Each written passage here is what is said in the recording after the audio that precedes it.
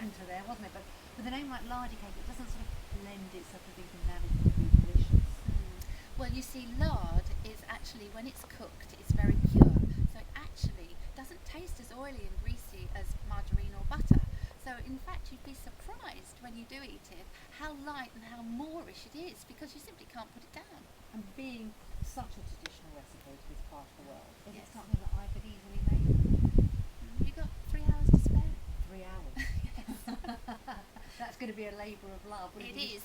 If you can show me the quick version, Ah. I'd love to have a go. Nikki, there isn't a quick version. All right. If I'll there give was, you- I'd have tried it, but there isn't. I'll give you the 3 hours. Okay, let's go in.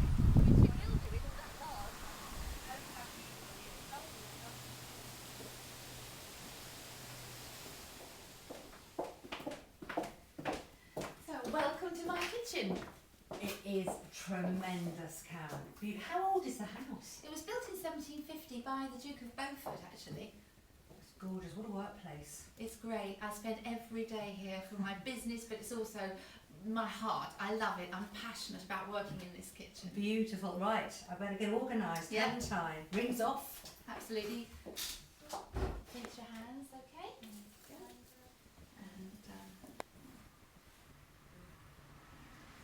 And I'll put the warm water Yeah. in with the yeast so that it activates it, and stir. But basically people will start to make these old recipes as soon as they see how easy they are. Yeah. And so next after that you simply add the olive oil into the flour, Mhm. and then start pouring in using your hands. Yeah.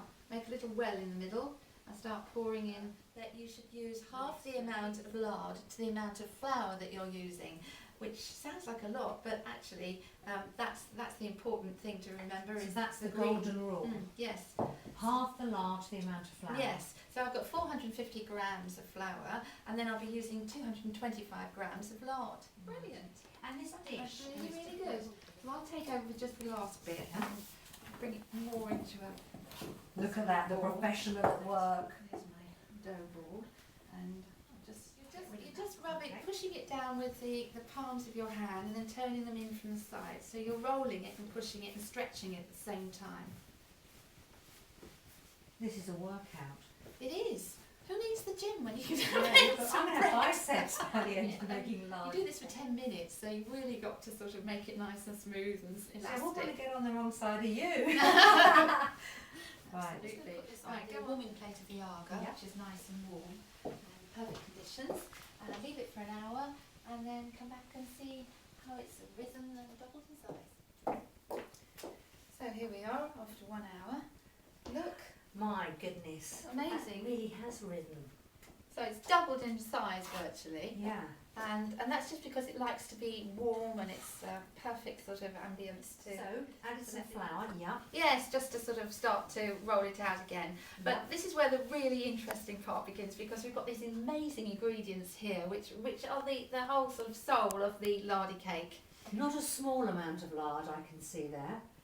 No, I mean when you see it like that, you really can sort of know that it's 225 grams. Is quite a large lump of lard. Yeah. And it doesn't look that appetising sitting there. Not really, no. No. You've got then 50 grams of butter, Right. 100 grams of caster sugar, Yeah. and then you've got 225 grams of mixed fruit. So I've got chopped peels, sultanas, currants, everything in there. And then 1 teaspoon of mixed spice, and then 1/4 teaspoon of cinnamon.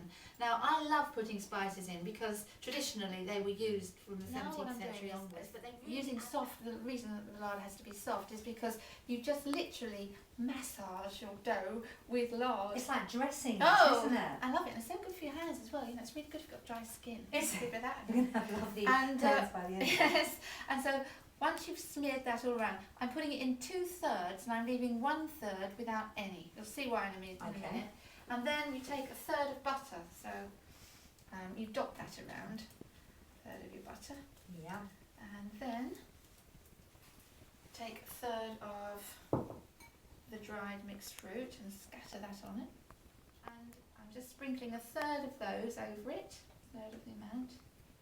And of course the spices used to come through the ports in Bristol. So it's all very local to here. Very big connection. Right, you fold that over once. Yep. And then you pick it all up and fold it over again. You turn it round once, and Yep. then you roll. So it literally is layers that you're It's creating. layers. So I'm wrapping it, folding it over, rolling it, wrapping it, and filling it. So you are creating those layers of fat and lard and fruit and spice. It's wonderful. It's actually lovely, really enjoyable making this. So go ahead. You can. My turn, is that You're right? getting really Okay. sticky and I stuck in. am, but there is part of me that really enjoys. I can imagine doing this with the children Yeah, in the I know. kitchen. Well, you see, children do love doing these sort of things. Which is You tell me when. keep going. My expert. Fine, that's fine. Now you can start your folding. Okay, so you took That bit over first, to yes, there. and then Oh look, a rogue one. Oh. We'll leave that. and then over again. Now it feels warm. Mm. Is that the yeast? Yes, that's the Hold yeast still this working in it. Yes. Do you want some flour? Yes, please. Okay. Look, I sounded like I knew what I was talking Yeah. about then. Yes, please. Bit of pressure. Yes. Look at that. Beautiful. Beautiful. Well, it's the last of the lard, which is smearing it all on there. And Here it might be completely different from something up north. yeah, absolutely, yes. And I think that probably in the north of England they may use more butter, they may use it up twice.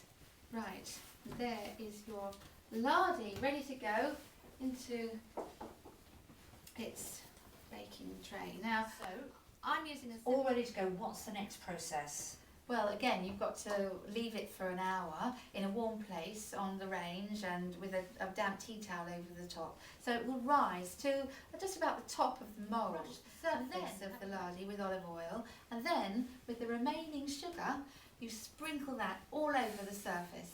And that's what makes it really crispy on top and crunchy, so it's delicious. And the final thing is you have to score the surface in a sort of diamond pattern.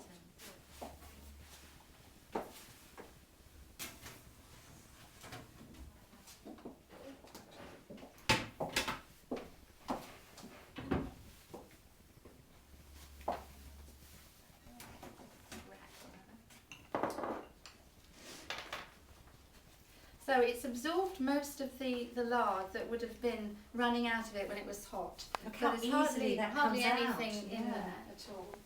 And so, and that's it. It's ready to eat, really. You should slice it and serve it. We've worked pretty hard, haven't we? Do you think we deserve a slice? Absolutely, with a nice cup of tea or glass of wine. Lovely. There's the knife. Cut me a nice juicy All right. slice. And do you know, in Wiltshire, some people even need a nice little plate for it. So here's all those layers, all the layers you can see running through it, and the actual lard running through it. So there we go. Oh my goodness. The proof, as they say, is in the eating. Well, I hope you'll find it's been worth the wait. That has definitely been worth the wait. Caron, thank you very much It's indeed. a pleasure. Oh, it's delicious.